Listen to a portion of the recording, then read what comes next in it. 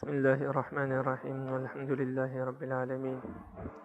الصلاة والسلام على رسول خير خلقه محمد وعلى آله وصحبه أجمعين سبحانك لا علم لنا إلا ما علمتنا إنك أنت العليم الحكيم ربي زدني علما ربي زدني علما ربي زدني علما ربي اشرح لي صدري ويسر لي أمري واحلل عقدة من لساني يفقه قولي باب المسح علی الجوربین، جرابوں پر مسح کرنے کا بیان۔ وبه قال حدثنا عثمان بن ابی شیبة عن وکیع عن سفیان عن ابی قیس الاودی وعبد الرحمن بن سروان وزیل بن شرحبیل عن المغیرة بن شعبة ان رسول اللہ صلی اللہ علیہ وسلم توضأ ومسح على الجوربين والنعلين۔ مغیرہ بن شعبہ رضی اللہ تعالیٰ عنہ سے روایت ہے، وہ فرماتے ہیں کہ رسول اللہ صلی اللہ علیہ وسلم نے وضو کیا اور جرابوں اور موزوں پر مسح کیا۔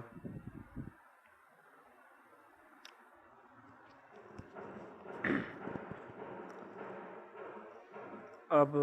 مسئلہ یہ ہے کہ جرابوں پر مسح کرنا جائز ہے یا جائز نہیں۔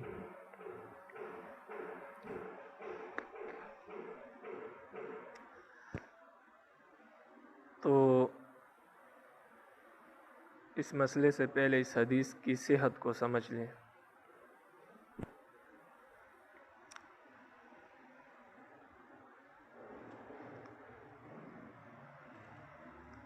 بعض حضرات فرماتے ہیں، بلکہ بعض حضرات نہیں فرماتے، یہ حدیث جو ہے یہ حدیث ضعیف ہے۔ امام ابو داؤد رحمہ اللہ خود اس کا تذکرہ کریں گے کہ یہ حدیث ضعیف ہے، اس وجہ سے کہ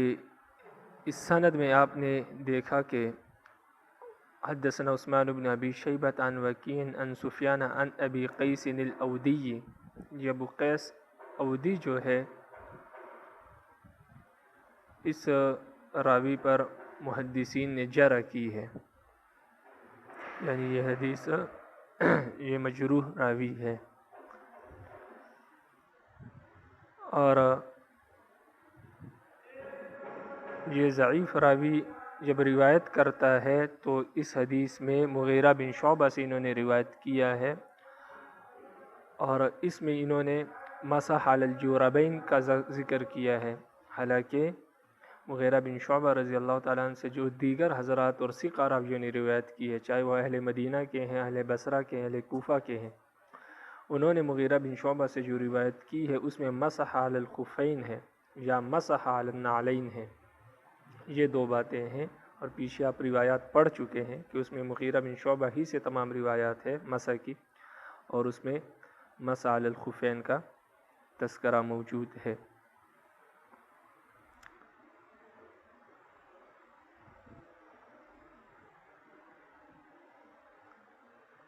اس کے بعد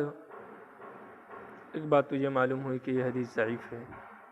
اور اہل حدیث حضرات نے بھی اس حدیث کو ضعیف لکھا ہے، لیکن اس کے باوجود بھی جرابوں پر وہ مسح کرتے ہیں۔ دوسری بات یہ ہے کہ محدثین نے اس کی تشریح کی ہے کہ یہاں پر یہ اس راوی کی وجہ سے، اس راوی نے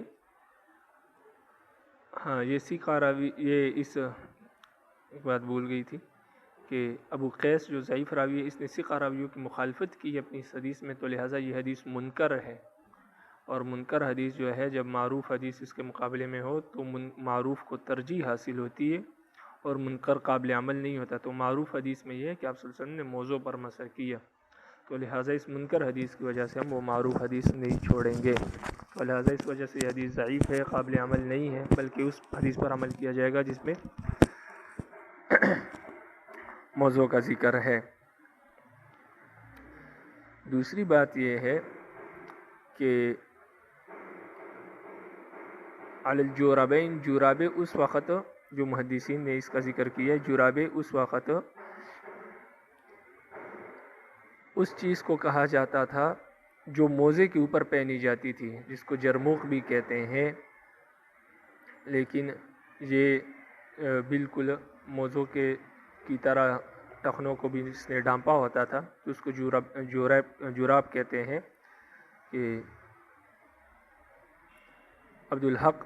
محدث دہلوی رحمہ اللہ شرح مشکات میں لکھتے ہیں، الجورب خف یلبس علی الخف، جراب ایسے موزے کو کہتے ہیں جو موزے کے اوپر پہنا جاتا ہے، الی الکعب، وہ بھی ٹخنے تک ہوتا ہے، للبرد وصیانۃ الخف الاسفل من الدرن والغسالہ، اور وہ موزے کے اوپر اس لیے پہنا جاتا ہے کہ انسان کو جب زیادہ ٹھنڈ لگے، زیادہ ٹھنڈا علاقہ ہو تو ٹھنڈ سے بچنے کے لیے، اور دوسری وجہ یہ ہوتی ہے کہ موزے کا جو تلوا ہے، نچلا حصہ ہے، وہ گندا نہ ہو، وہ پاک رہے، اس میں میل کچیل نہ لگے، اس وجہ سے اس کو موزے کے اوپر پہنا جاتا ہے۔ تو موزے کے اوپر جب دوسرا موزہ پہنا جاتا ہے تو اس دوسرے موزے کو جراب کہتے ہیں۔ تو اس کے اوپر مسح کرنا بالاتفاق ہمارے نزدیک بھی جائز ہے کہ ایک شخص دوسرے موزے کے اوپر موزہ پہنے یا موزے کے اوپر جرابیں پہنے تو اس پر مسح کرنا جائز ہے۔ تیسری بات یہ ہے کہ اس حدیث سے بھی معلوم ہو رہا ہے کہ یہاں پر جو شیخ محدث دہلوی رحمہ اللہ نے جو بات کی ہے وہی بات ہے، اس لیے کہ مغیرہ بن شعبہ سے یہ جو روایت ہے اس میں آ رہا ہے کہ توضع و مسح علی الجوربین والنعلین، نبی کریم صلی اللہ علیہ وسلم نے جرابوں پر اور نعلین پر مسح کیا، یعنی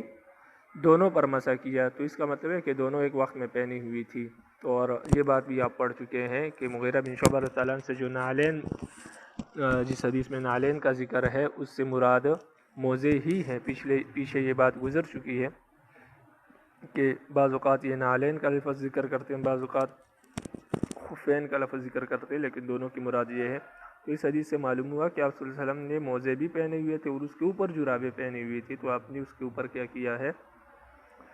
مسح کیا ہے۔ تو یہ اس حدیث کے الفاظ سے معلوم ہو رہا ہے کہ مسح علی الجوربین والنعلین، جرابوں اور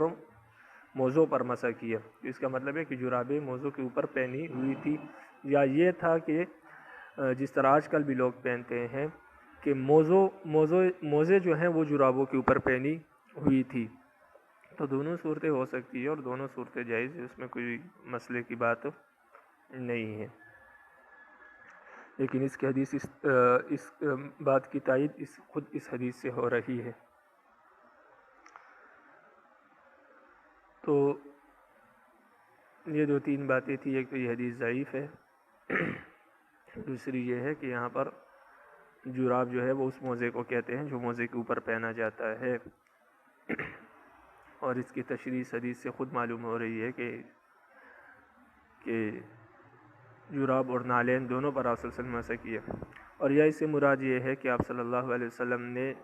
جرابیں پہنی ہوئی تھی اور اس کے اوپر موزے پہنے ہوئے تھے تو اس پر مسح کیا، کیونکہ حدیث کے الفاظ مسح علی الجوربین والنعلین۔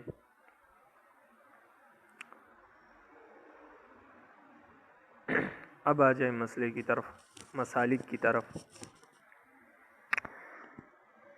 اس حدیث کے ضعف کی وجہ سے امام ابو حنیفہ رحمہ اللہ اور امام ابو یوسف رحمہ اللہ موزوں پر جرابوں پر مسح کرنے کے قائل نہیں ہیں، وہ فرماتے کہ جرابوں پر مسح کرنا جائز نہیں ہے، لیکن امام محمد رحمہ اللہ فرماتے ہیں کہ جرابوں پر مسح کرنا کیا ہے؟ جائز ہے، لیکن اس میں کچھ شرائط ہے، اور وجہ یہ ہے، وہ فرماتے ہیں کہ آپ صلی اللہ علیہ وسلم کے زمانے میں جو جرابیں پائی جاتی تھی اس میں وہ شرائط پائے جاتے تھے، لیکن ہمارے زمانے میں، یعنی امام محمد رحمہ اللہ خود فرماتے ہیں کہ ہمارے زمانے میں وہ شرائط جرابوں میں موجود نہیں ہے، کیونکہ ان کے وقت کپڑا ہلکا ہو گیا تھا۔ تو پھر آپ سوچیں کہ 1400 سال پہلے، کیونکہ امام محمد رحمہ اللہ تقریباً 150 سال بعد ہے، آپ صلی اللہ علیہ وسلم کے سن 150 ہجری میں ہے، تو دوسری صدی ہجری کے مجتہدین میں سے، علماء میں سے ہے، تو وہ جب وہ کہتے ہیں کہ ہمارے وقت میں کپڑا ہلکا ہو گیا، تو پھر آپ خود سوچیں کہ 1300-1400 سال بعد اب ہمارے ہاں جو جرابیں ہیں اس کا ان کے جرابوں کے ساتھ کیا مقابلہ ہوگا کہ ہمارے ہاں تو کپڑا بالکل ہلکا ہو گیا ہے ابھی، کیونکہ مشین سے بنتا ہے، اور آپ صلی اللہ علیہ وسلم کے زمانے میں پھر کپڑا کس طرح ہوگا۔ تو اصل بات یہ ہے، وہ فرماتے ہیں کہ آپ صلی اللہ علیہ وسلم کے زمانے میں جو جرابیں بنائی جاتی تھی تو اس وقت کپڑا بہت موٹا ہوتا تھا، بالکل ایک موٹی بوری کی طرح ہوتا تھا، اور جس طرح ان کی چادریں ہوتی تھی موٹی موٹی کمبل کی طرح، تو کپڑے بھی ان کے اسی طرح ہوتے تھے، کیونکہ مشین تو ہوتی نہیں تھی، وہ ہاتھوں سے بونتے تھے اس کو، تو موٹا کپڑا ہوتا تھا، اس موٹے کپڑے سے وہ جرابیں پہنتے تھے۔ تو وہ جرابیں اتنے موٹے ہوتے تھے کہ وہ جب وہ پہنتے تھے تو اس میں کسی ربڑ کی یا کسی چیز کی ضرورت نہیں ہوتی تھی، وہ خود ہی پاؤں پر رک جاتے تھے، یعنی نیچے نہیں گرتے تھے۔ موٹے کپڑے سے یا جرابیں وغیرہ بنا لی جائے تو وہ پاؤں پر رک جاتے ہیں، جیسے موٹی بوری وغیرہ سے۔ تو ایک تو یہ تھا کہ ان میں ربڑ وغیرہ کی ضرورت نہیں ہوتی تھی، وہ پاؤں پر خود ہی کھڑے رہتے تھے، رک جاتے تھے۔ تو لہٰذا امام محمد رحمۃ اللہ فرماتے ایک تو جرابیں اتنی موٹی ہونی چاہیے کہ وہ پاؤں پر خود رکے، ایک شرط یہ ہے۔ دوسری شرط یہ ہے کہ وہ اتنے موٹے ہوں کہ اگر اوپر سے کچھ قطرے پانی کے اس کے اوپر ڈالے جائے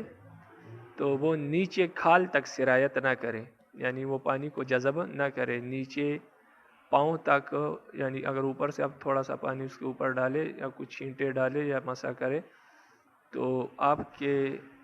اس پانی کی یا اس چھینٹوں کی جو ٹھنڈک ہے یا اس کا جو گیلا پن ہے وہ آپ کے پاؤں تک نہ پہنچے، اتنے موٹے ہوں۔ نمبر 3 کہ 2 میل تک اگر ان جرابوں میں چلا جائے بغیر جوتے کے تو وہ پھٹے نہ، تو ایسے جرابوں پر مسا کرنا وہ فرماتے ہیں جائز ہے۔ تو حناف فرماتے ہیں ہاں اگر ایسی جرابیں ہو تو اس پر مسا کرنا جائز ہے، اور وجہ اس کی یہ ہے کہ وہ فرماتے ہیں کہ آپ صلی اللہ علیہ وسلم کے دور میں جو جرابیں تھی وہ اسی طرح کی ہوتی تھی، اس وجہ سے ہم نے یہ شرائط لگائی کہ آپ صلی اللہ علیہ وسلم کے دور میں جرابوں پر مسا کیا جاتا تھا، لیکن وہ اس طرح کی موٹی جرابیں ہوتی تھی، ان میں یہ شرائط پائی جاتی تھی، تو لہٰذا آج بھی اگر کوئی جرابوں پر مسا کرے گا تو اس میں یہی شرائط کا پایا جانا ضروری ہے۔ باقی جو آج کل جرابیں ہیں جو مشین سے تیار ہوتے ہیں یا بہت ہلکے ہوتے ہیں، ان جرابوں پر مسا کرنے کی اجازت نہیں ہے، اور اس جرابوں پر جو حدیث میں جن جرابوں کا ذکر آیا ہے کہ جرابوں پر مسا کرنے کا ذکر آیا ہے، ان جرابوں کو حدیث میں ذکر کردہ جرابوں پر قیاس نہیں کیا جا سکتا، کیونکہ وہ چیز ہی الگ ہے، نام صرف ایک ہے، نام صرف ایک ہے، باقی چیز میں بہت زیادہ فرق ہے۔ تو شریعت جو ہے وہ نام کو نہیں دیکھتی، شریعت کا حکم تب ثابت ہوتا ہے جب کسی چیز میں اس کے صفات پائے جائیں، اس کے تمام شرائط پائے جائیں، تو تب شریعت کا حکم اس پر لگتا ہے، مگر نہ شریعت کا حکم اس پر نہیں لگتا۔ مثال کے طور پر ایک شخص بغیر وضو کے نماز پڑھتا ہے، اب دیکھنے والا اس کو بھی نماز کہتا ہے، اور کوئی شخص وضو کے ساتھ پڑھتا ہے تو دیکھنے والا اس کو بھی نماز کہتا ہے۔ اب دونوں کا نام ایک ہے، نماز ہے، لیکن ایک شخص کو اجر ملے گا، ثواب ملے گا، وہ ثواب کا حقدار ہوگا، اس کی نماز ہوگی، کیونکہ اس نے وضو کے ساتھ پڑھی، تمام شرائط اس میں پائے جا رہے تھے۔ دوسرے شخص نے جو بغیر وضو کے پڑھی، بے شک اس کو نماز کہا جاتا ہے، لیکن اس پر اس کو اجر اور ثواب نہیں ملے گا، بلکہ الٹا اس کو گناہ ملے گا۔ اسی طرح ان جرابوں کے بھی نام ایک ہے کہ ان کو بھی جرابیں کہا جاتا تھا جو آپ صلی اللہ علیہ وسلم کے دور میں تھی، اور ان کو بھی جرابیں کہا جاتا ہے، لیکن ان جرابوں پر مسا کرنا اس لیے جائز تھا کہ ان میں وہ شرائط پائی جا رہی تھی کہ آپ صلی اللہ علیہ وسلم کے دور میں جو شرائط ہے، جو موٹا پن ہے، وہ چیزیں ساری 3 شرائط جو میں نے بتائی وہ شرائط ان جرابیں موجود تھی۔ لیکن آج کل کے جرابوں کو بھی جرابیں کہا جاتا ہے، لیکن ان پر مسا کرنا جائز اس لیے نہیں ہے کہ اس میں وہ شرائط نہیں پائی جاتی۔ تو شریعت جو ہے وہ شرائط کو دیکھتی ہے، اوصاف کو دیکھتی ہے، ناموں کو نہیں دیکھتی۔ جس طرح مثال کے طور پر میں نے آپ کو بتا دیا کہ ایک نمازی کو اجر ملے گا کیونکہ اس نے وضو کیا، اور دوسرے کو گناہ ملے گا، کس لیے کہ شریعت صفات کو دیکھتی ہے، ناموں کو نہیں دیکھتی۔ اگر ناموں کو دیکھا جائے تو دونوں کو اجر ملنا چاہیے۔ تو اسی طرح جرابوں کے مسح پر بھی صرف ناموں کو نہیں دیکھا جائے گا، بلکہ صفات کو دیکھا جائے گا، شرائط کو دیکھا جائے گا۔ اگر شرائط پائی جاتی ہے جرابوں میں تو مسح جائز، اگر شرائط نہیں پائی جاتی ہے تو مسح ناجائز۔ لیکن بہرحال ساری تفصیل میں نے بتا دی۔ اصل بات تو یہی ہے کہ حدیث ہے ہی ضعیف اور حدیث منکر ہے، اور اصل روایت جو ابن مغیرہ سے ہے، مغیرہ بن شعبہ سے، اس میں یہ ہے کہ موضوع پر آپ صلی اللہ علیہ وسلم نے مسح کی۔ اب آگے دیکھیں، قال ابو داود، امام ابو داود رحمہ اللہ فرماتے ہیں، کان عبد الرحمن بن مہدی، عبد الرحمن بن مہدی رحمہ اللہ جو ہے محدث ہے، لا یحدث بهذا الحدیث، وہ اس حدیث کو بیان نہیں کرتے، روایت نہیں کرتے۔ کیوں روایت نہیں کرتے؟ لأن المعروف عن المغیرہ، اس لیے یہ ہماری دوسری بات ہے جو ہم کہتے ہیں کہ حدیث منکر ہے۔ وہ فرماتے ہیں لأن المعروف، اس لیے کہ جو معروف حدیث ہے عن المغیرہ، مغیرہ بن شعبہ رضی اللہ عنہ سے، وہ یہ ہے کہ ان نبی صلی اللہ علیہ وسلم، کہ نبی کریم صلی اللہ علیہ وسلم نے مسح علی الخفین، موضوع پر مسح کیا ہے۔ تو مسح علی الجرابین والی جو حدیث ہے یہ منکر ہے، اور یہ صرف ابو قیس نے ہی روایت کی ہے، اس کے علاوہ کسی نے روایت نہیں کی۔ تو وہ اس مذکورہ حدیث کی تردید کرنا چاہتے ہیں یہاں سے امام ابو داود رحمہ اللہ، اور یہ بتانا چاہتے ہیں کہ یہ حدیث منکر ہے، ضعیف ہے، قابل عمل نہیں ہے۔ وَرَوَى هَذَا أَيْضًا عن ابی موسیٰ الاشعری عن النبی صلی اللہ علیہ وسلم انہ مسح علی الجوربین، فرماتے ہیں کہ ابو موسیٰ اشعری رضی اللہ تعالی عنہ سے بھی یہ حدیث مروی ہے، اور وہ فرماتے ہیں کہ نبی کریم صلی اللہ علیہ وسلم نے مسح علی الجوربین، جرابوں پر مسح کیا۔ لیکن آگے فرماتے ہیں امام ابو داؤد ولیس بالمتصل، یہ حدیث متصل نہیں ہے۔ متصل کیوں نہیں ہے؟ اس لیے کہ ابو موسیٰ اشعری رضی اللہ تعالیٰ عنہ سے روایت کرنے والے ضحاک بن عبد الرحمن بن عزرب محدث ہے، اور وہ ابو موسیٰ رضی اللہ عنہ سے روایت کرتے ہیں اس حدیث کو، لیکن یہ جو ضحاک بن عبد الرحمن ہے، ان کا سماع ابو موسیٰ اشعری رضی اللہ عنہ سے ثابت نہیں ہے، یعنی انہوں نے کبھی موسیٰ اشعری رضی اللہ عنہ سے کوئی حدیث سنی نہیں ہے۔ تو اس سے معلوم ہو رہا ہے کہ یہ ضحاک بن عبد الرحمن یہ مدلس ہے، اور انہوں نے اپنے استاذ کے نام کو چھوڑ دیا ہے، اور یہ حدیث عن کے ساتھ روایت کر رہا ہے۔ تو مدلس راوی کی حدیث معنعنہ جو ہوتی ہے وہ قابل قبول نہیں ہوتی، تو اس وجہ سے یہ حدیث متصل نہیں ہے، منقطع ہے اور معنعن ہے، اور تدلیس ہے اس حدیث میں، تو لہٰذا یہ حدیث قابل قبول نہیں۔ ایک تو یہ وجہ ہے، تو یہ حدیث بھی ضعیف ہے، قابل قبول نہیں ہے۔ ولا بالقوی، اور یہ حدیث قوی بھی نہیں ہے، یعنی یہ حدیث ضعیف ہے۔ امام ابو داؤد فرماتے ہیں کیوں ضعیف ہے؟ اس وجہ سے کہ اس حدیث میں ایک راوی ہے عیسیٰ بن سنان، یعنی ضحاک سے روایت کرنے والے عیسیٰ بن سنان ہے، اور عیسیٰ بن سنان جو ہے وہ ضعیف راوی ہے، تو لہٰذا جب راوی ضعیف ہے تو لہٰذا حدیث خود بخود ضعیف ہو گئی، تو لہٰذا اس وجہ سے اس حدیث کو بطور دلیل کے اور حجت کے پیش کرنا جائز نہیں، اور نہ اس حدیث سے مسئلہ ثابت کرنا جائز ہے۔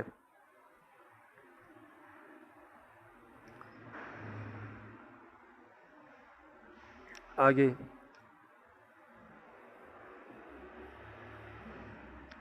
ومسح على الجوربين علي بن ابی طالب وابو مسعود والبراء بن عازب وانس بن مالک،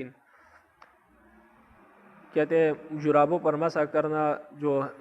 جرابوں پر مسح کیا ہے علی بن طالب رضی اللہ عنہ نے، ابو مسعود رضی اللہ عنہ نے، براء بن عازب نے، اور انس بن مالک نے، ابو امامہ نے، سہل بن سعد نے، عمر بن حریث نے،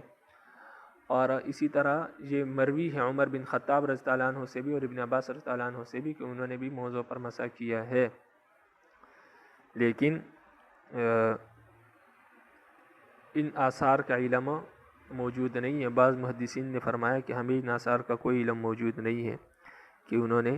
کب مسح کیا ہے۔ تو عمر بن حریث فرماتے ہیں فلم اقف علیہ، مجھے تو اس باتوں کا علم نہیں ہے کہ ان حضرات نے جرابوں پر مسح کیا ہو۔ تو لہذا نتیجہ یہ نکلا کہ جو حدیثیں اور جو آثار مسح علی الجرابین پر کیا ہے دلالت کرتی ہے، اور جس سے جرابوں پر مسح کرنا ثابت ہوتا ہے، وہ تمام کی تمام حدیثیں کیا ہے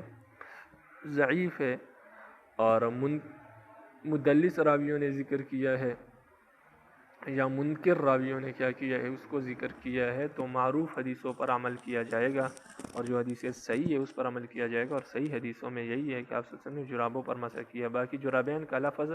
ان ضعیف حدیثوں میں جو ضعیف راوی ہے یا منکر راوی ہے ان کی طرف سے اس لفظ کا اضافہ ہوا ہے، باقی آپ صلی اللہ علیہ وسلم نے جرابوں پر مسح نہیں کیا۔ اور اگر اس کو مان بھی لے تو پھر اس میں بھی وہ شرائط جو میں نے آپ کو بتا دی کہ امام محمد رحمہ اللہ فرماتے ہیں اگر اس حدیث کو مان بھی لے، اس پر عمل ہم جائز بھی قرار دے، تو اس کی صورت بھی یہی ہو سکتی ہے کہ پھر آپ صلی اللہ علیہ وسلم کے دور میں جو جرابیں تھی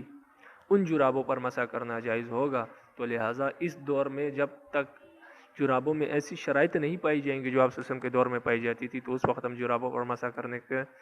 فتویٰ نہیں دیں گے۔ ہاں جب کسی جراب میں وہ تمام شرائط پائی جائیں جو آپ صلی اللہ علیہ وسلم کے دور میں پائی جاتی تھی، تو پھر ہم اس جراب پر مسح کرنے کی اجازت دیں گے، فتویٰ دیں گے۔ لیکن جو آج کل کے جرابیں ہیں اور اس طرح جو ہمارے دور میں مشینی جرابیں ہیں، ان پر مسح کرنے کی اجازت نہیں ہے، کیونکہ ان جرابوں میں اور آپ صلی اللہ علیہ وسلم کے جرابوں میں زمین آسمان کا فرق ہے۔ تو لہٰذا جرابوں پر مسح کرنے کی 3 شرائط ہے۔ ایک تو اپنے پاؤں پر خود رکے، ربڑ وغیرہ یا کسی چیز سے باندھنے کی ضرورت نہ ہو۔ نمبر 2، اس پر اگر پانی کے چھیڑتے پڑ جائے یا اوپر سے پانی یا مسح کیا جائے یا ہلکا سا پانی گرایا جائے تو وہ نیچے تک سرایت نہ کرے، پاؤں تک نہ جائے۔ اور نمبر 3، اگر 2 میل تک اس پر پیدل چلا جائے تو وہ پھٹے نہ۔ تو یہ تینوں شرائط جب پائی جائیں گی تو پھر مسح جائز ہے، وغیرہ جائز نہیں۔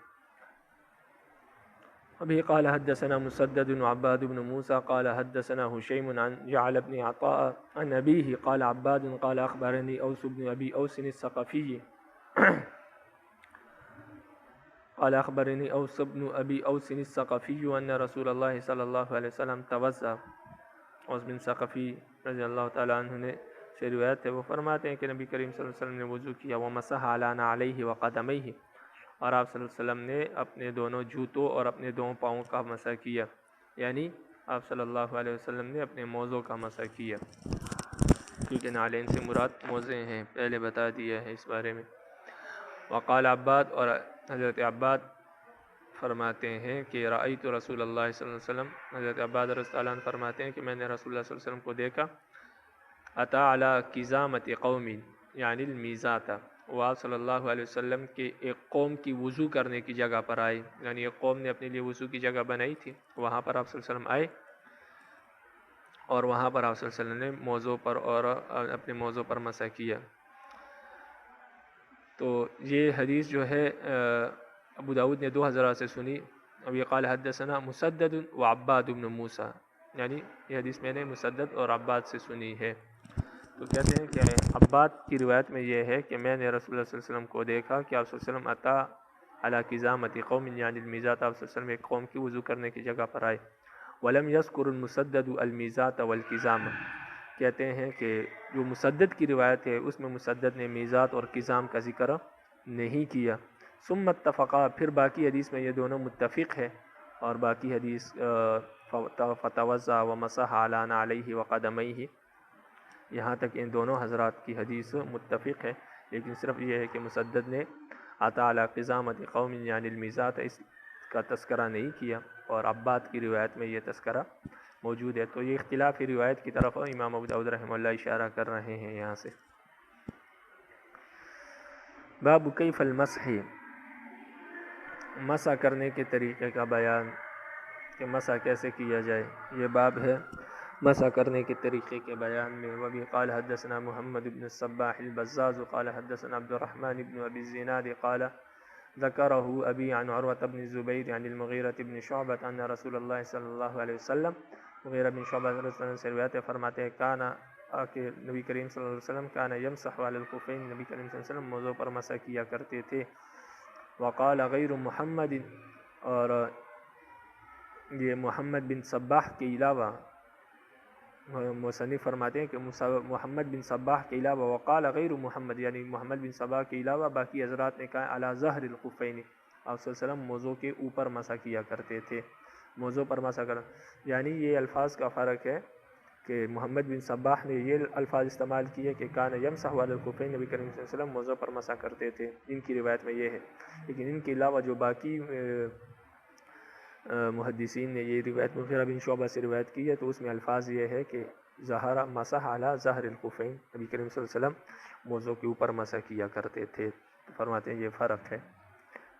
محمد بن صباح کی حدیث میں۔ وبی قال حدثنا محمد بن العلاء قال حدثنا حفص يعني ابن غياث عن الأعمش عن أبي إسحاق عن عبد خير عن علي قال لو كان الدين بالرأي لكان أسفل اسفل الخف اولا بالمسح من اعلاہ۔ حضرت علی رضی اللہ عنہ فرماتے ہیں اگر دین رائے کے تابع ہوتا، عقل کے تابع ہوتا تو موزے کا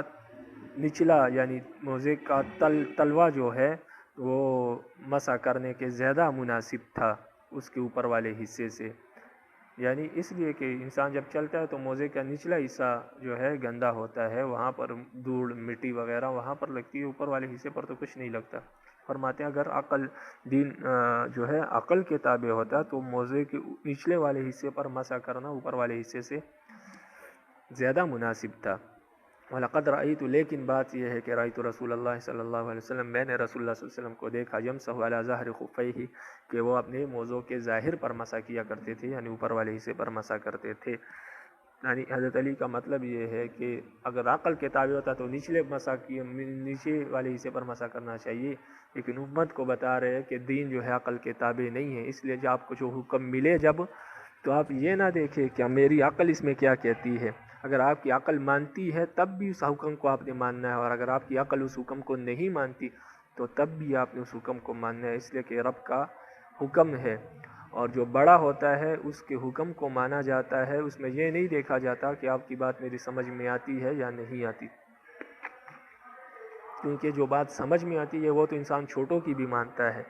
بڑا تو کہتے ہی اس کو ہے جس کی بات بغیر سمجھے بھی انسان مانے۔ تو حضرت علی امت کو یہ دعوت دینا چاہتے ہیں کہ دین میں حجتیں نہیں کرنی چاہیے، دین میں یہ نہیں کہنا چاہیے کہ یہ میری سمجھ میں نہیں آ رہا، جب رب کا حکم آ جائے تو پھر سمجھ اور عقل کو پیچھے چھوڑ دینا چاہیے اور رب کے حکم کو آگے رکھنا چاہیے اور اس پر عمل پیرا ہونا چاہیے، کہ اس لیے کہ اسی میں انسان کی نجات ہے اور اسی میں انسان کا فائدہ ہے۔ باقی انسان کی عقل تب تک کام کرتی ہے جہاں تک رب العالمین نے اس کو رسائی دی ہے، اور جہاں تک رسائی نہیں دی وہاں تک انسان کی عقل اس فوائد کو اور ان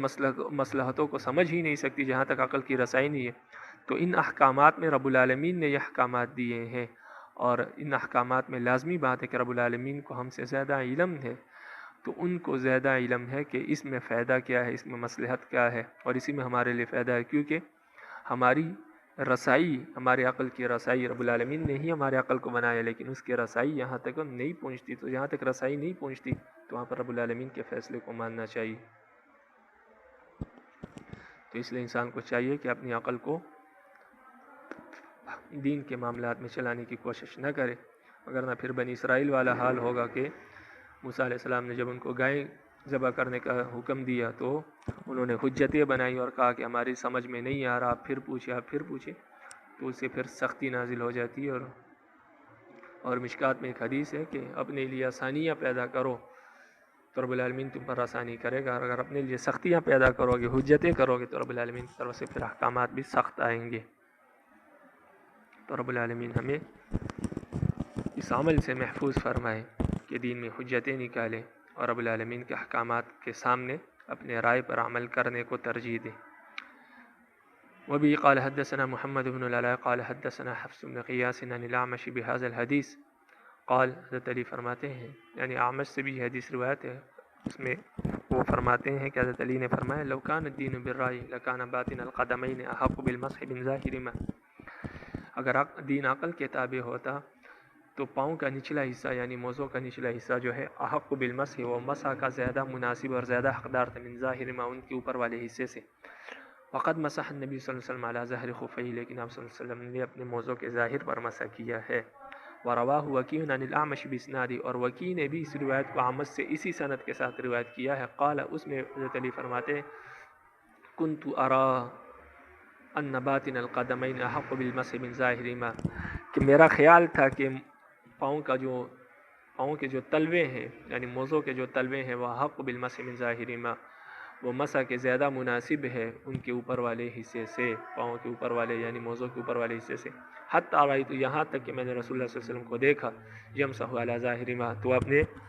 موزوں کے ظاہر پر مسح کرتے تھے، تو پھر میں نے اپنے اس خیال کو چھوڑ دیا، یعنی میرا خیال تو یہ تھا کہ نیچے پر مسح مناسب ہے، لیکن جب میں نے آپ صلی اللہ علیہ وسلم کو دیکھا اوپر مسح کر رہے ہیں تو ہم نے بھی اسی کو مان لی، ہم نے بھی اوپر سے مسح شروع کر دی۔ قال وکیع یعنی الخفین، وکیع فرماتے ہیں یہاں پر قدمین سے مراد خفین ہے، یعنی الخفین، موزوں کا نچلا حصہ۔ ورواہ عیسی بن یونس عن الاعمش، اور عیسی بن یونس نے بھی اس کو اعمش سے روایت کیا ہے، کما رواہ وکیع، اسی طرح جیسے وکیع نے روایت کیا ہے، ورواہ ابو السوداء، اور ابو سودا نے اس حدیث کو روایت کیا ہے عن عبد خیر، عن ابن عبد خیر سے، انہوں نے عن ابی، انہوں نے اپنے والد سے روایت کیا ہے، قال وہ فرماتے کہ رأیت علی، میں نے حضرت علی رضی اللہ عنہ کو دیکھا، توضأ، انہوں نے وضو کیا، فغسل علی ظاہر قدمیہ، تو انہوں نے اپنے دونوں پاؤں کے ظاہر کو دھویا، یعنی دونوں پاؤں کے ظاہر پر مسح کیا، یہاں پر دھونے سے مراد مسح ہے، وقال، اور فرمایا لولا انی رأیت رسول صلی اللہ علیہ وسلم یفعلہ، اگر میں آپ صلی اللہ علیہ وسلم کو اس طرح نہ دیکھتا تو میں ایسا نہ کرتا، یعنی میرا اپنی رائے میری یہ تھی کہ میں نیچے سے مسح کروں، لیکن میں نے آپ صلی اللہ علیہ وسلم کو اس طرح اوپر سے مسح کرتے ہوئے دیکھا تھا، اگر میں نہ دیکھتا تو میں اس طرح نیچے سے مسح، اوپر سے مسح نہ کرتا۔ وساق الحدیث، باقی حدیث اسی طرح انہوں نے ذکر کی ہے، لیکن صرف ان الفاظ کا اضافہ ہے، لولا رأیت رسول اللہ صلی اللہ علیہ وسلم یفعلہ۔ تو ان تمام حدیثوں سے امام ابو داؤد رحمہ اللہ کا صرف یہ بتانا مقصود تھا کہ حضرت علی رضی اللہ عنہ سے جتنی بھی روایات ہے وہ ہم معنی ہے، معنی ان کا ایک ہے، صرف الفاظ میں فرق ہے، کہیں پر قدمین کا ذکر ہے، کہیں پر خفین کا ذکر ہے، اور اسی طرح کہیں پر الفاظ کچھ زیادہ ہے، کہیں پر کچھ کم ہے، لیکن باقی معنی سب حدیثوں کا تقریباً ایک ہی ہے، تو لہٰذا یہ حدیثیں قابل حجت ہیں اور حدیث بالمعنی ہے، اور اس سے مسح پر موضوع پر مسح کرنے کی جو ترتیب ہے اور موضوع پر مسح کرنے کا طریقہ کیا ہے، ثابت ہو رہا ہے کہ موضوع پر کے اوپر والے حصے پر مسح کرنا چاہیے۔ وبی قال حدثنا موسى بن مروان ومحمود بن خالد الدمشقی المعنى، موسیٰ بن ہارون اور محمود بن خالد دمشقی نے مجھ سے حدیث بیان کی، المعنى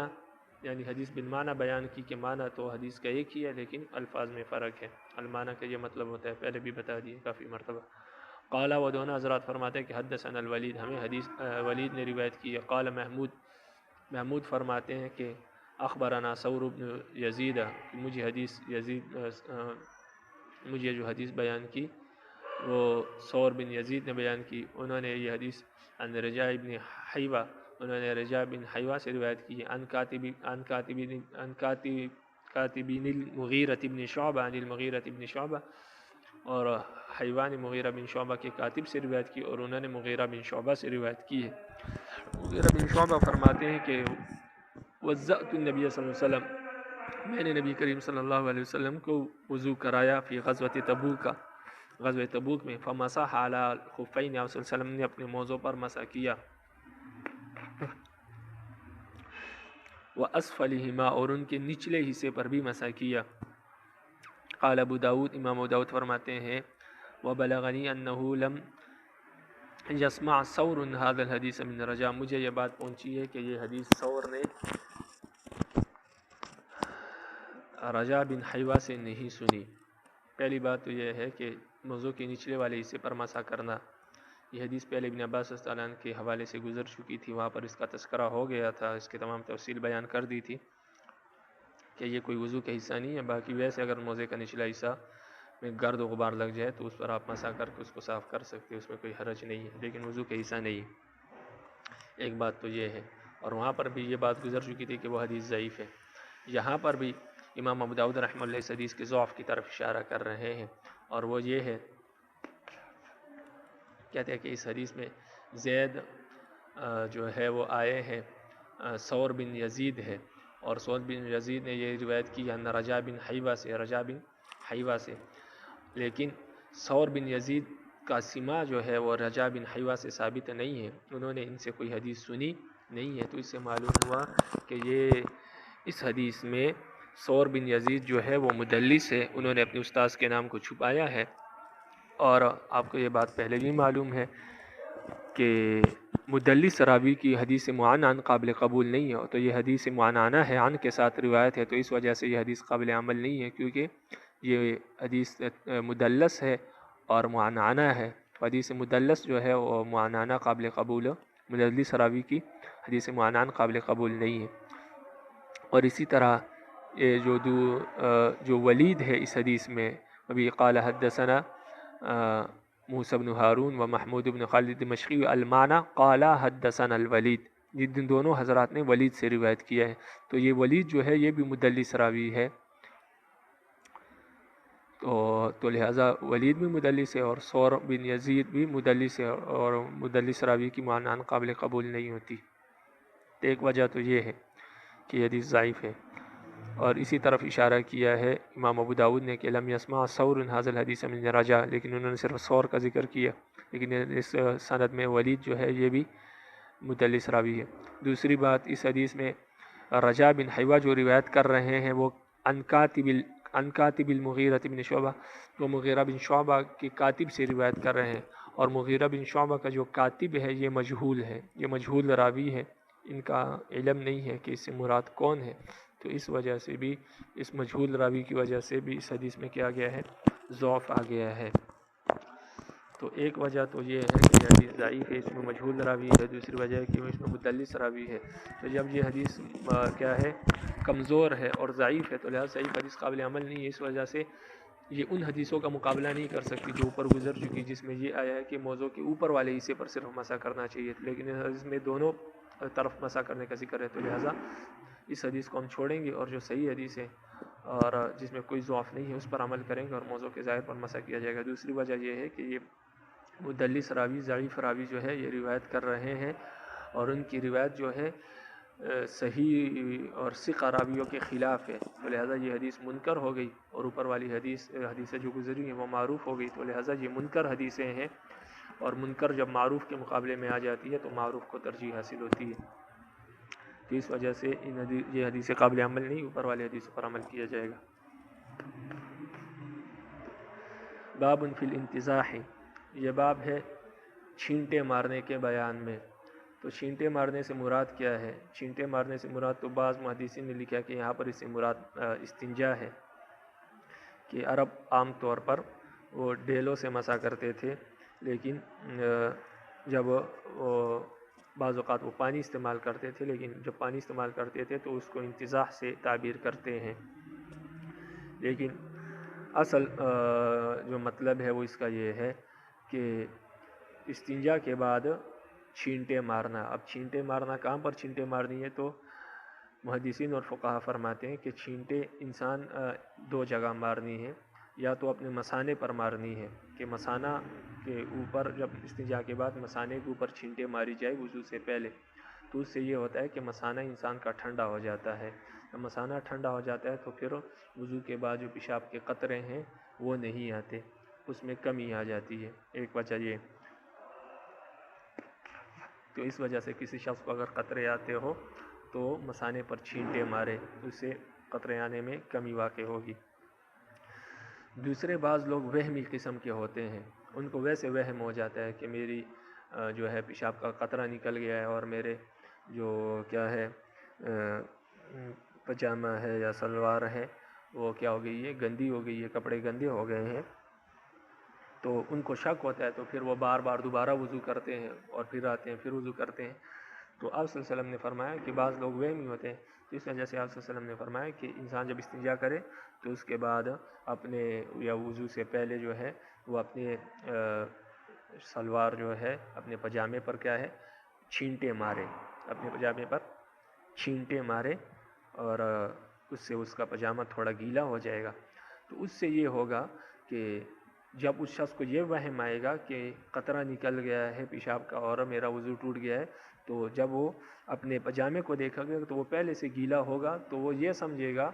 کہ یہ پجامہ تو گیلا اس وجہ سے ہے، پیشاب کے قطروں کی وجہ سے نہیں ہے، بلکہ یہ تو میں نے جو چھینٹے ماری تھی، جو میں نے گیلا کیا تھا پجامے کو، یہ اس وجہ سے گیلا ہے، تو لہٰذا پیشاب کے قطرے نہیں ہیں. تو اس سے اس کا وہم کیا ہو جائے گا، دور ہو جائے گا. اور محدثین نے لکھا ہے کہ یہ بہت ہی عمدہ اور بہترین ٹوٹکا ہے وہم کی بیماری کو دور کرنے کے لیے. کسی شخص کو وہم ہو، اور اس وجہ سے بہت سے لوگوں کو وہم سے چھٹکارا مل گیا ہے. تو اس وجہ سے آپ صلی اللہ علیہ وسلم نے وہمی لوگوں کے لیے یہ نسخہ بتایا ہے، یہ ٹوٹکا بتایا. تو یہ بہترین نسخہ ہے وہمی شخص کے لیے، اور بہترین ٹوٹکا ہے. اس سے انشاءاللہ اگر اس پر عمل کرے گا تو وہ اپنے وہم سے کیا ہو جائے گا، بہت جلد نکل آئے گا اور وہم سے دور ہو جائے گا. تو یہ اس کی تفصیل ہے. اس سے یہ تینوں چیزیں مراد ہو سکتی ہے، استنجا بھی، اور مثانے پر مسح، اور اور یہ نسخہ بھی مراد ہو سکتے ہیں۔ باب فی الانتزاح، یہ باب ہے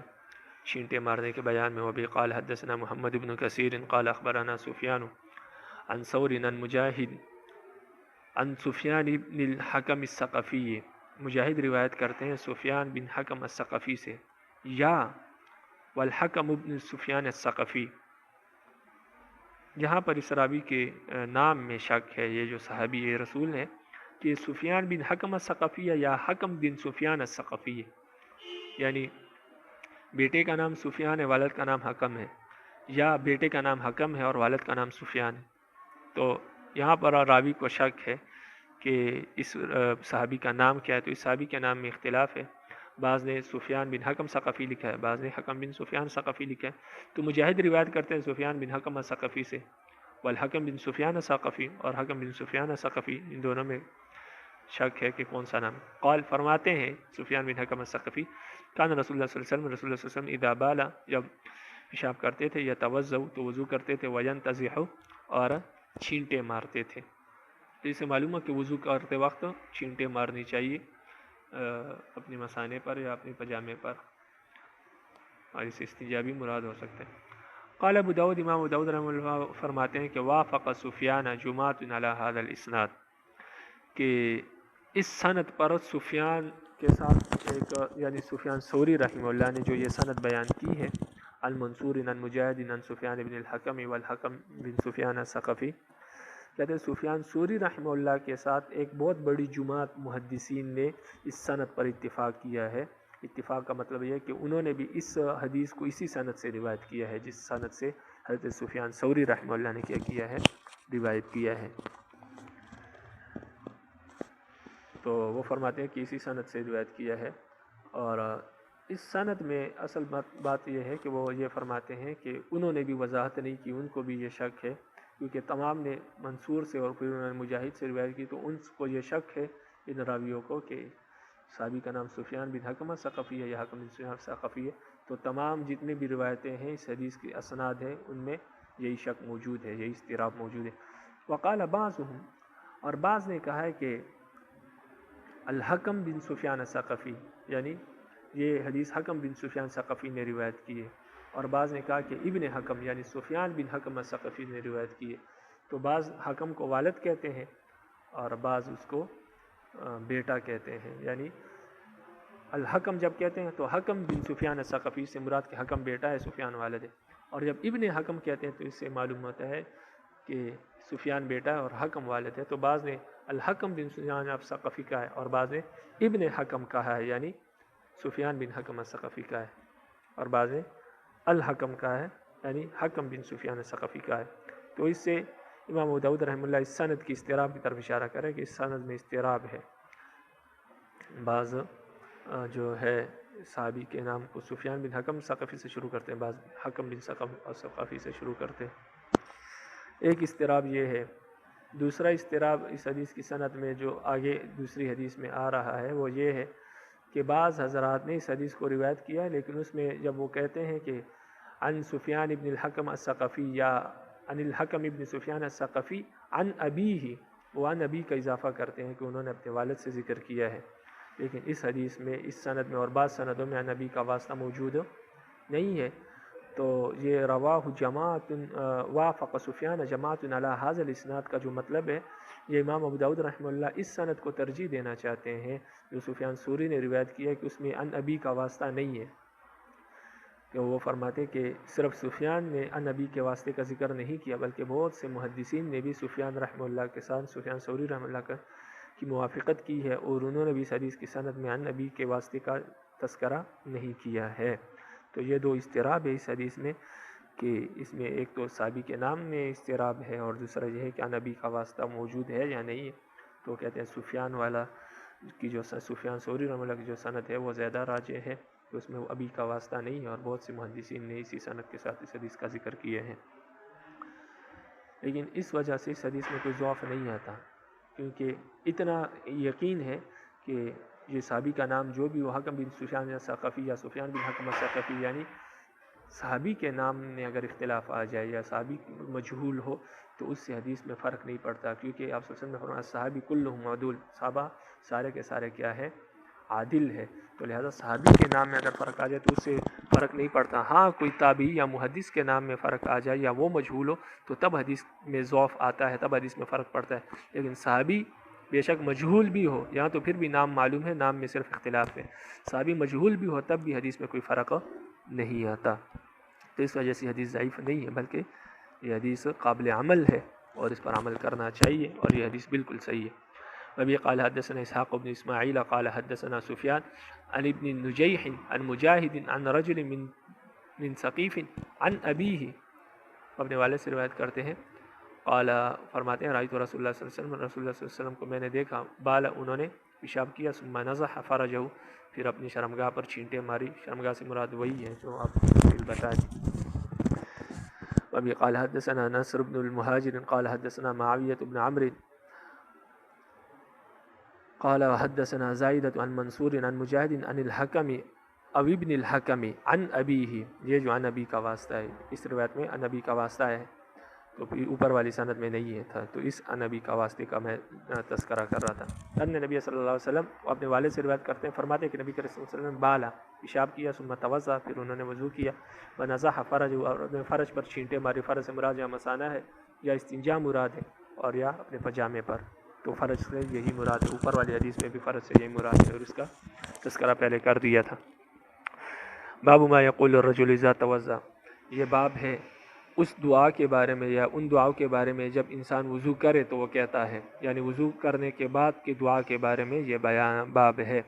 وابی قال حدثنا احمد بن سعید الحمدانی قال حدثنا ابن وهب قال سمعت معاویة يعني ابن صالح يحدث عن ابی عثمان عن جبیر بن نفیل عن عقبة بن عامر رضی اللہ تعالی عنہ، عقبہ بن عامر سے روایت فرماتے ہیں، کننا مع رسول اللہ صلی اللہ علیہ وسلم، ہم آپ صلی اللہ علیہ وسلم کے ساتھ تھے، خدام انفسنا، ہم اپنی آپ کی خود اپنی خدمت کیا کرتے تھے، یعنی اپنے کام خود کیا کرتے تھے، خدام انفسنا کا یہ مطلب ہے۔ نتناوب الرعاية رعایت ابلنا، ہم اپنے ریوڑ کو بھی خود چرایا کرتے تھے، یعنی اپنے اونٹوں کے ریوڑ کو خود چرایا کرتے تھے، اپنے اونٹوں کو خود چرایا کرتے تھے۔ فکان علیہ، یعنی باری باری ہم خود اپنے اونٹوں کو چرایا کرتے تھے، کبھی ایک صحابی کی باری، کبھی دوسرے صحابی کی باری، تو کہتے ہیں فکانت علیہ رعایت الابل، ایک دن میری باری تھی اونٹ چرانے کی، فحررتها بالعشی، تو میں شام کے وقت اونٹوں کو لے کر چلا، یعنی چرانے کے لیے، فادرکت رسول اللہ صلی اللہ علیہ وسلم یخطب الناس، تو میں نے آپ صلی اللہ علیہ وسلم کو پایا کہ آپ صلی اللہ علیہ وسلم لوگوں کو خطبہ دے رہے ہیں، فسمعته، تو میں نے بھی آپ صلی اللہ علیہ وسلم کو سننا شروع کیا، یقول، آپ فرما رہے تھے، ما منکم من احد یتوضأ فیحسن الوضوء، تم میں سے جو شخص بھی وضو کرے، فیحسن الوضوء، اور پھر وضو بہترین قسم کا کرے، یعنی خوب اچھی طرح وضو کرے، ثم یقوم، پھر کھڑا ہو جائے، فیرکع رکعتین یقبل علیہما بقلبہ ووجہہ، پھر اپنی پوری توجہ کے ساتھ، دل اور چہرے کے توجہ کے ساتھ، اپنے اعضاء کے توجہ کے ساتھ، یعنی خشوع خضوع کے ساتھ 2 رکعتیں پڑھے، الا فقد اوجبہ، تو تم میں سے جو شخص بھی ایسا کرے تو اس پر جنت واجب ہو جائے گی۔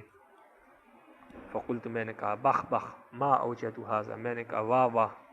ما اوجد ھذہ،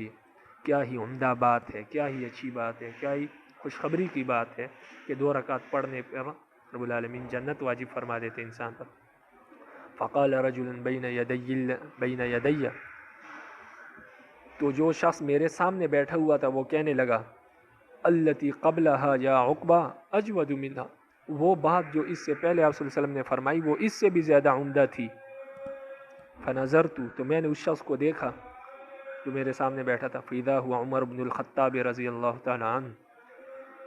تو وہ شخص عمر بن خطاب رضی اللہ تعالی عنہ تھے۔ قلت، میں نے کہا، ما ہی یا ابا حفص، وہ بات کیا ہے اے ابو حفص، یہ حضرت عمر رضی اللہ عنہ کی کنیت ہے ابو حفص، اے ابو حفص وہ بات کیا تھی؟ قال، انہوں نے فرمایا، انہو قال آنفا قبل ان تجیہ، آپ کے آنے سے پہلے ابھی آپ صلی اللہ علیہ وسلم نے یہ بات فرمائی کہ ما منکم من احد یتوضأ فیحسن الوضوء، تم میں سے جو بھی شخص وضو کرے، فیحسن الوضوء، پھر وضو خوب بہترین قسم کا کرے، ثم یقول حین یفرغ من وضوء، پھر جب انسان اپنے وضو سے فارغ ہو جائے تو کہے اشہد ان لا الہ الا اللہ، میں گواہی دیتا ہوں اللہ کے سوا کوئی معبود نہیں، لا شریک لہ، اس کا کوئی شریک نہیں، واشہد ان محمدا عبدہ ورسولہ، اور محمد صلی اللہ علیہ وسلم اللہ کے بندے اور اس کے رسول ہیں، الا فتحت لہ ابواب الجنت ثمانیہ، تو اس کے لیے جنت کے 8 دروازے کھل جاتے ہیں، یدخل من ایہا شاء، وہ جس سے چاہے مرضی داخل ہو جائے۔ قال معاویہ، حضرت معاویہ رضی اللہ عنہ فرماتے ہیں، حضرت معاویہ فرماتے ہیں کہ وحدثنی ربیع بن یزید عن ابی ادریس، مجھے یہ حدیث ربیع بن یزید نے بیان کی، اور انہوں نے اس حدیث کو ابو ادریس سے روایت کیا ہے، اور عن عقبہ بن عامر، انہوں نے یہ حدیث عقبہ بن عامر سے روایت کی ہے۔ یعنی امام ابو داؤد رحمہ اللہ اس حدیث کی ایک دوسری سند کا بھی تذکرہ کر رہے ہیں کہ یہ حدیث ایک دوسری سند سے بھی مروی ہے۔ وبه قال حدثنا الحسين بن عيسى قال حدثنا عبد الله بن يزيد المقري عن حيوة بن شريح عن أبي عقيل عن ابن عمه عن عقبة بن عامر الجهني عن النبي صلی اللہ علیہ وسلم نحوه، انہوں نے بھی عقبہ بن عامر رضی اللہ عنہ سے اسی طرح حدیث روایت کی ہے کہ عقبہ بن عامر نے آپ صلی اللہ علیہ وسلم سے روایت کی نحوه، اسی طرح کی حدیث جو پیچھے گزر چکی۔ ولم يذكر امر الرعاية، اس میں انہوں نے اونٹ چرانے کا ذکر نہیں کیا اس حدیث میں۔ قال عند قوله فاحسن الوضوء، اور آپ صلی اللہ علیہ وسلم کے اس قول کے بعد، یعنی فاحسن الوضوء، کہ وضو کو خوب اچھی طرح کرے، اس کے بعد اس روایت میں عقبہ بن عامر فرماتے ہیں ثم رفع، پھر آپ صلی اللہ علیہ وسلم نے فرمایا ثم رفع نظرہ الى السماء، یا ثم رفع نظرۃ الى السماء، پھر وہ شخص اپنے آنکھیں آسمان کی طرف اٹھائے، فقال، اور کہے اشہد ان لا الہ الا اللہ، وساق الحدیث بمعنی حدیث معاویہ، اور باقی حدیث ابن معاویہ حدیث معاویہ کی طرح آگے ذکر کی ہے۔ یعنی اس روایت اور اس روایت میں تھوڑا فرق بیان کر دیا کہ ابن شریح کی حدیث میں جو عقبہ بن عامر سے روایت ہے اس میں یہ ہے کہ اونٹ چرانے کا ذکر نہیں ہے، اور فاحسن الوضوء اس جملے کے بعد یہ ہے کہ رفع نظرۃ الی السماء، اس کا اضافہ ہے کہ اپنی آنکھوں کو آسمان کی طرف اٹھائے، اس کا تذکرہ ہے، تو یہ فرق ہے۔ تو اس لیے مہدی علماء فرماتے ہیں کہ جب انسان وضو کرے تو اشہد ان لا الہ الا اللہ و اشہد ان محمد عبدہ رسول اللہ یہ کہتے وقت صرف آنکھوں کو آسمان کی طرف اٹھائے، انگلی اٹھانے کی ضرورت نہیں ہے۔ بعض علماء نے اس کو بدعت لکھا ہے، اس لیے کہ اس کا تذکرہ قرآن حدیث میں موجود نہیں ہے اور نہ فقہ کی کتابوں میں ہے۔ باب الرجل یصلی الصلوات بوضوء واحد، یہ باب ہے اس شخص کے بیان میں جو ایک وضو کے ساتھ کئی نمازیں پڑھتا ہے، یعنی ایک وضو کے ساتھ کئی نمازیں پڑھنے کے بیان میں یہ باب ہے۔ وبه قال حدثنا محمد بن عيسى قال حدثنا شريك عن عمرو بن عامر الجبلي قال محمد هو ابو اسد بن عمرو قال سألت انس بن مالك عن الوضوء، فرماتے ہیں کہ میں نے انس بن مالک رضی اللہ عنہ سے رسول اللہ صلی اللہ علیہ وسلم کے وضو کے بارے میں نے انس بن مالک رضی اللہ عنہ سے وضو کے بارے میں پوچھا، فقال، تو انہوں نے کہا کہ کان نبی صلی اللہ علیہ وسلم یتوضأ لكل صلاۃ، نبی کریم صلی اللہ علیہ وسلم ہر نماز کے لیے وضو کیا کرتے تھے، وَكُنَّا نُصَلِّي الصَّلَوَاتَ بِوُضُوءٍ وَاحِدٍ، اور ہم کئی نمازیں ایک وضو کے ساتھ پڑھ دیا کرتے تھے۔ تو اس سے معلوم ہوا کہ ایک وضو کے ساتھ کئی نمازیں بھی پڑھ سکتے ہیں اور ہر نماز کے لیے الگ الگ وضو بھی کر سکتے ہیں۔ باقی اگر کسی کو طاقت ہے کہ ہر نماز کے لیے الگ الگ وضو کر سکتا ہے تو یہ افضل ہے کہ ہر نماز کے لیے الگ الگ وضو کرے، تازہ وضو کرے، تازہ وضو کے ساتھ نماز پڑھے۔ لیکن اگر اس کو یہ طاقت نہیں ہے تو پھر یہ ہے کہ ایک وضو کے ساتھ کئی نمازیں پڑھ سکتا ہے، اس کی بھی اجازت ہے، اور آپ صلی اللہ علیہ وسلم نے ایسا کیا بھی ہے۔ ویسے تو آپ صلی اللہ علیہ وسلم کو معمول یہ تھا کہ آپ افضل کام کرتے تھے اور آپ ہر نماز کے لیے الگ وضو کرتے تھے، لیکن آگے حدیث میں یہ آ رہا ہے کہ آپ صلی اللہ علیہ وسلم نے اس طرح بھی کیا تاکہ امت کے لیے آسانی ہو جائے اور امت کو معلوم ہو جائے کہ یہ بھی جائز ہے۔ وبه قال حدثنا مسدد قال حدثنا يحيى عن سفيان قال حدثني علقمة بن مرسد عن سليمان بن بريدة یا بریدہ عن ابیہ قال عن ابیہ، اپنے والد سے روایت فرماتے ہیں قال رسول اللہ صلی اللہ علیہ وسلم یوم الفتح، کہ رسول اللہ صلی اللہ علیہ وسلم نے یوم الفتح فتح مکہ کے دن 5 صلوات بوضوء واحد، 5 نمازیں ایک ہی وضو کے ساتھ پڑھی، ومسح علی الخفین، اور اپنے موضوع پر مسح کیا، فقال له عمر، تو حضرت عمر رضی اللہ عنہ نے آپ صلی اللہ علیہ وسلم سے کہا انی رأیتک صنعت اليوم شیئا لم تکن تصنعه، حضرت عمر نے آپ صلی اللہ علیہ وسلم سے کہا کہ اللہ کے نبی، میں نے آپ کو آج ایسا کام کرتے ہوئے دیکھا جو آپ نے پہلے کبھی نہیں کیا، یعنی ایک وضو سے آپ نے کئی نمازیں پڑھی. قال آپ صلی اللہ علیہ وسلم نے فرمایا عمدن صنعتہ، میں نے جان بوجھ کر ایسا کیا. یعنی امت کو یہ بھی معلوم ہو جائے کہ ایسا کرنا بھی جائز ہے، کہ ایک وضو سے کئی نمازیں پڑھنا بھی جائز ہے، اور امت کے لیے آسانی ہو جائے کہ جو لوگ کمزور ہیں ہر نماز کے لیے وضو نہیں کر سکتے، تو ان کے لیے میرا یہ طریقہ بھی رائج ہو جائے کہ وہ میرے اس طریقے پر عمل کرے اور ان کے لیے آسانی پیدا ہو جائے. وما علینا الا البلاغ المبین. باقی کوئی بات سمجھ میں نہیں آئی تو آپ پوچھ سکتے ہیں. رب العالمین عمل کرنے کی توفیق نصیب فرمائے.